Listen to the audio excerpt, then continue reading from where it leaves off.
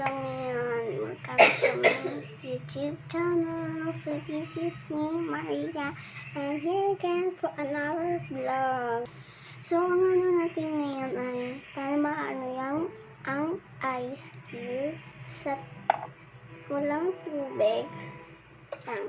Walang tubig at sa merong tubig.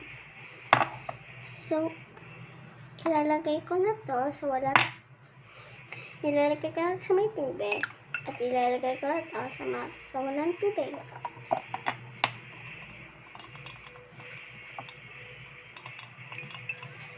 Kung napapansin nyo,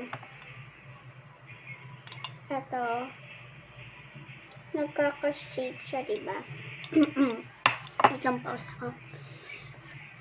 Kung nilalagay nyo yung yelo nyo, kunwari, dito, tama tubig na to, pati kasi nyo, magiging bilog din siya. Pag dito naman siya pinatigas, magiging bilog din.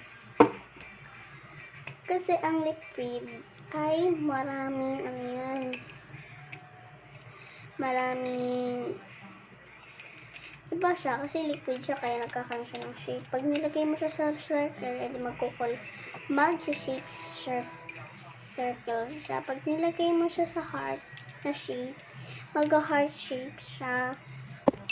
At ang liquid, diba, ito yung circle, may dot dito, may dot dito, may dot dito, may dot dito. Iba naman na kasi ang solid. Ang solid din yun. Magkakatikit. Ang gas, iba yan. Magkakahiwalay din yan. So, kwentuhan muna tayo about stories. Then, ipapakita ko sa inyo pag tunaw na yung ating yelo. Ito na example ko, wait lang. Balik ako mga 15 minutes. So, nakalipas ang 15 minutes. Itong walang laman, matubig, buo pa rin. Buo pa rin. Itong may tubig, ayun, bawas na. Late na lang. So, balik ako mga 10 minutes. Nakalipas ang 10 minutes. As in, nagpas na ng 10 minutes. Ano na to? 20 minutes. Talaga sinobrahan ko. Kasi nakita ko to kanina. Dito na siya. Dito na siya. Ayan.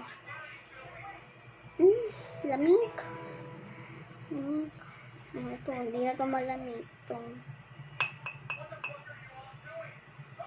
Yan pinagkaibahan nila.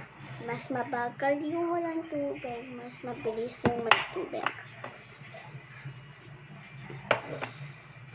And see you in my another vlog. Please like, share, and subscribe. And click the